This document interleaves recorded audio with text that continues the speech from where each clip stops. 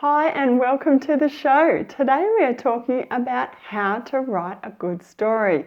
We're going to touch on the flashback, parts of a story, and reflective writing. The show comes to you thanks to the video training called Structure Success, and this is a free training that you can have access to, and I'll have some more information for you at the end of the show, and it will enable you to come up with a rough outline for your project. If you haven't come across Forever Young autobiographies before, it's where we learn to write life stories for family and friends. And I'd simply love it if you could follow, subscribe and like the show.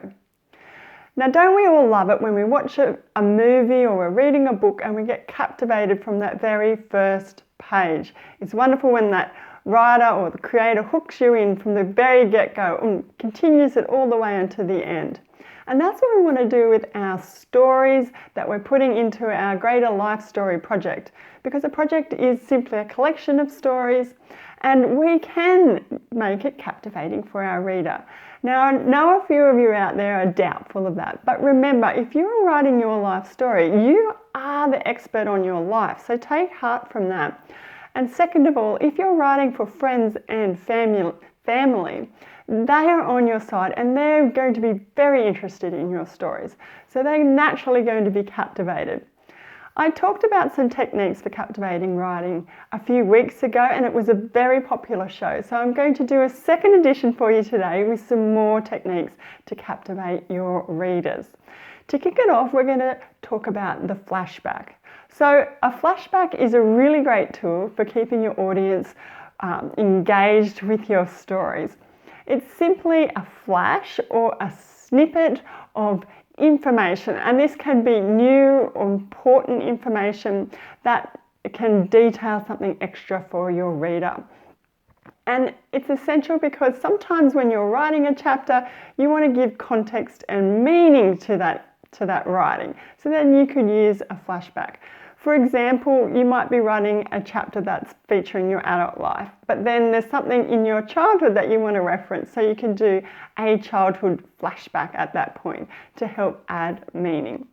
An important thing to remember with flashbacks is they should be short and you don't want to use them too often because it does become disjointed for your reader. So it's more effective if you just use them occasionally. So flashbacks, great one for engaging your reader. A second technique that we can use to keep our readers engaged is to think about dramatic structure. So dramatic structure is probably what your teachers mentioned back in school when they were saying all stories have a beginning, a middle and an end. And all stories can be improved with dramatic structure. They can benefit from a bit of dramatic structure. So basically, when I'm talking about dramatic structure, yes, there is a beginning or a start, and then there's usually a middle that has a bit of a climax in there. So you'll have a beginning, you'll have a rising action to a climax, and then a turning point, and then we have our finish, our conclusion. So let's take this with an example of, say, a newborn.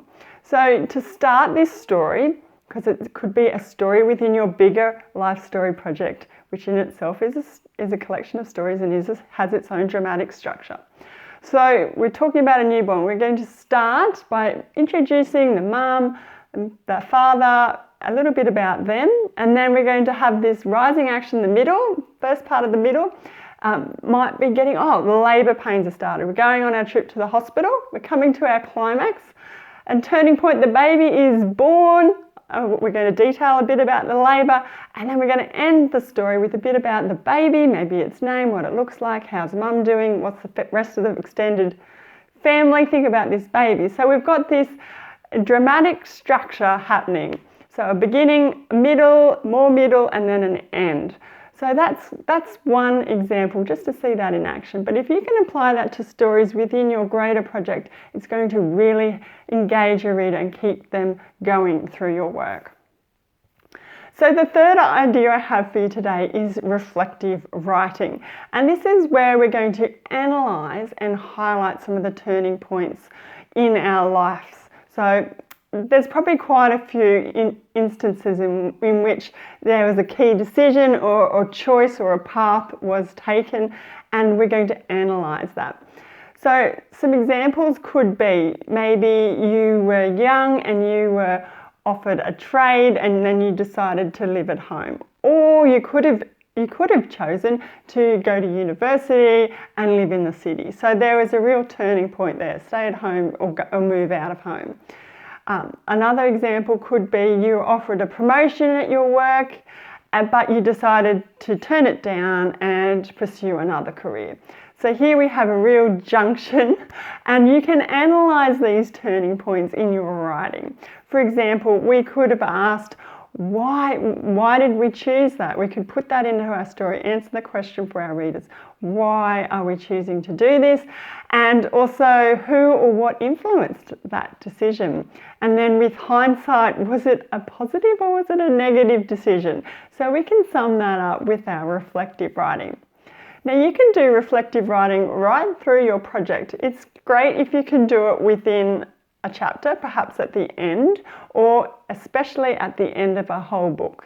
A lot of people will put that reflective writing piece at the end, but I suggest you sprinkle it through, especially at the end of chapters where you're naturally going to break it. If there's been a turning point, you're going to start a new chapter. So put that reflective writing in there. So I'm really hopeful that these 3 techniques will enable you to write effectively, and you're going to get a really good story happening, a good collection of stories. So we've talked about, to recap, we've talked about the flashback, we've talked about dramatic structure, and we've talked about reflective writing. And you don't have to keep all this in your mind. I've got it over at my website. There's a whole article there. You can check it out by going to the address Forever Young Autobiographies Write Good Story. I'll have all the links for you in the show notes, so please look out for that one. And leave me a comment too. I'd love to know what technique you've tried or you'd like to try and how you found it. Put that in the comments, or you can even send me an email at foreveryoungautobiographies.com/contact. I'd love to hear from you. So at the top of the show, I mentioned the Structure Success video training, and you can get that one for free. You simply go to foreveryoungautobiographies.com/structure success sign up. Again, look for the links. I've got it all down there for you to make it easy. But the training is a short video training, and I work through a couple of techniques to get the memories coming to the surface for you and identifying some key events from your life. And then we look at those and then we organise them into a logical chapter structure.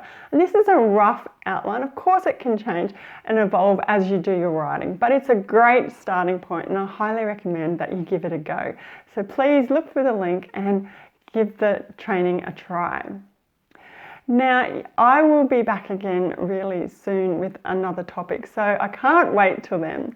So please make sure you're following, subscribing and liking the show, and it will let you know. There'll be a notification to let you know when it comes out.